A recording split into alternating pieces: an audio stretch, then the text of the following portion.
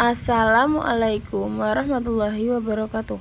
Kita dari kelompok 7 yang beranggotakan Intan Jazilatin NIM 1921211167, Apriliani Tanjung NIM 1921211172, dan Fadila Sydney Ilman NIM 1921211168.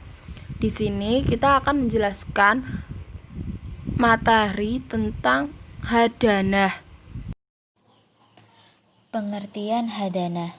Hadanah berasal dari kata yahdun, hadnan, ihtadana, hadinatun, hawadin yang berarti lambung, rusuk, erat atau dekat. Jadi, hadanah ialah seperti kalimat hadanah at-tairu baidahu. Burung itu menggempit telur di bawah sayapnya. Begitu juga dengan perempuan atau ibu yang menggempit anaknya. Pemeliharaan anak dalam bahasa Arab disebut dengan istilah hadanah. Maksudnya adalah merawat dan mendidik atau mengasuh bayi atau anak kecil yang belum mampu menjaga dan mengatur diri sendiri. Hadanah yang dimaksud adalah kewajiban orang tua untuk memelihara dan mendidik anak mereka dengan sebaik-baiknya. Pemeliharaan ini mencakup masalah pendidikan dan segala sesuatu yang menjadi kebutuhan pokok si anak. Syarat hadanah. Adapun syarat-syarat hadanah antara lain sebagai berikut. Yang pertama, balik dan berakal sehat.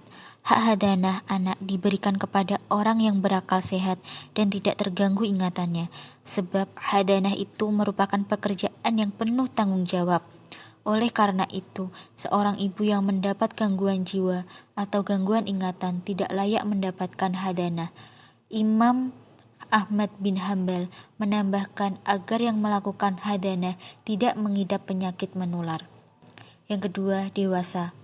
Sebab anak kecil sekalipun tergolong mumayyiz, tetap tergantung pada orang lain yang mengurus dan mengasuhnya, sehingga tidak layak mengasuh orang lain. Yang ketiga, mampu mendidik, yaitu suatu usaha untuk mengantarkan anak ke arah kedewasaan, baik secara jasmani maupun rohani.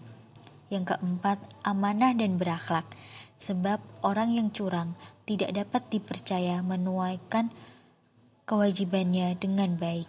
Bahkan dikhawatirkan bila nanti si anak dapat meniru atau berkelakuan seperti kelakuan orang yang curang itu. Yang kelima, beragama Islam, diisyaratkan oleh kalangan mazhab Syafi'i dan Hanafiyah. Oleh karena itu, baik seorang kafir tidak ada hak untuk mengasuh anak yang muslim, karena akan ditakutkan membahayakan akidah akhlak anak tersebut. Selain itu, agama anak dikhawatirkan terpengaruh oleh pengasuh, karena tentu akan berusaha keras mendekatkan anak tersebut dan mendidiknya berdasarkan agamanya. Akibatnya di kemudian hari, anak akan sulit melepaskan diri darinya. Inilah bahaya terbesar yang mengancam anak tersebut. Yang keenam, merdeka, yaitu sudah dapat berdiri sendiri baik jasmani maupun rohani.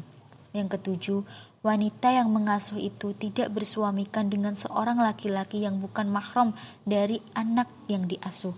Dikhawatirkan wanita tersebut sibuk melayani keperluan suaminya sehingga tidak ada waktu untuk mengasuh anak tersebut. Yang berhak dalam hadanah. Dasar urutan orang yang berhak melakukan hadanah dari 4 mazhab adalah dari kalangan mazhab Syafi'i. Yang pertama, ibu kandung. Yang kedua, nenek dari pihak ibu. Yang ketiga, nenek dari pihak ayah. Yang keempat, saudara perempuan. Yang kelima, bibi dari pihak ibu. Dari kalangan mazhab Hanafi, yang pertama ibu kandungnya sendiri, yang kedua nenek dari pihak ibu, yang ketiga nenek dari pihak ayah, yang keempat anak dari saudara perempuan. Dari kalangan mazhab Maliki, yang pertama ibu kandung, yang kedua nenek dari pihak ibu, yang ketiga bibi dari pihak ibu, yang keempat nenek dari pihak ayah. Dari kalangan mazhab Hanbali, yang pertama ibu kandung, yang kedua bibinya ibu, yang ketiga bibinya ayah, yang keempat saudara perempuan seibu, yang kelima saudara perempuan seayah. Dasar hukum hadonah. Dasar hukum ini disebutkan dalam Al-Quran surat At-Tahrim sebagaimana firman Allah yang berbunyi, Bismillahirrahmanirrahim. Ya ayyuhalladzina amanu quwa anfusakum wa ahlikum naraw wa quduhan nasul wal hijarah. Yang artinya, hai orang-orang yang beriman, peliharalah dirimu dan keluargamu dari api neraka yang bahan bakarnya adalah manusia dan batu. Sungguh jelas kiranya dalam ayat ini para orang tua diperintahkan Allah Subhanahu wa Ta'ala untuk memelihara keluarganya dari api neraka dengan berusaha agar seluruh anggota keluarganya itu melaksanakan perintah-perintah Tuhan dan menjauhi larangannya. Dan dalam ayat ini yang disebut keluarga adalah seorang anak. Masa hadanah.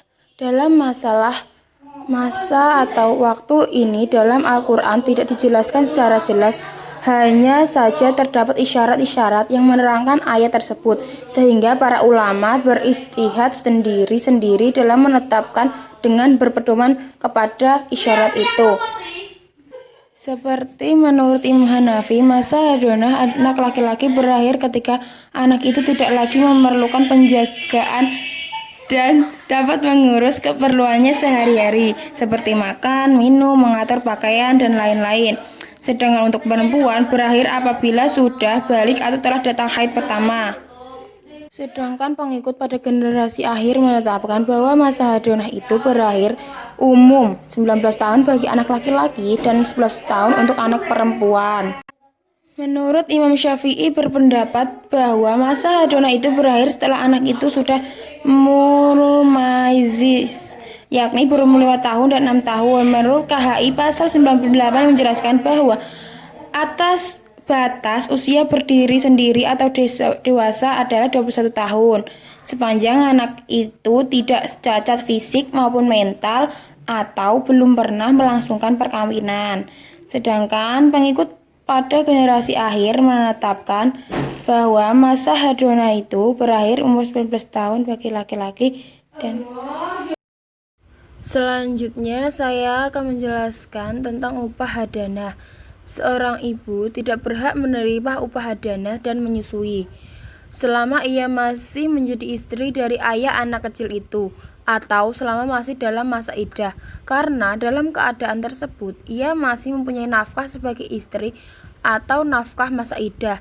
Hal ini sesuai dengan firman Allah dalam surat Al-Baqarah ayat 233 yang artinya para ibu hendaklah menyusukan anak-anaknya selama 2 tahun penuh, yaitu bagi yang ingin menyempurnakan penyusuan, dan kewajiban ayah memberi makan dan pakaian kepada para ibu dengan cara yang makruf. Adapun sesudah masa iddahnya, maka ia berhak atas upah itu selama haknya kepada upah menyusui. Karena wanita yang sudah sampai masa iddahnya disamakan dengan seorang yang bekerja untuk orang lain, dan ayah dari anak itu berkewajiban untuk membayar upah tersebut. Cukup sekian presentasi dari kelompok kami, kurang lebihnya mohon maaf. Wassalamualaikum warahmatullahi wabarakatuh.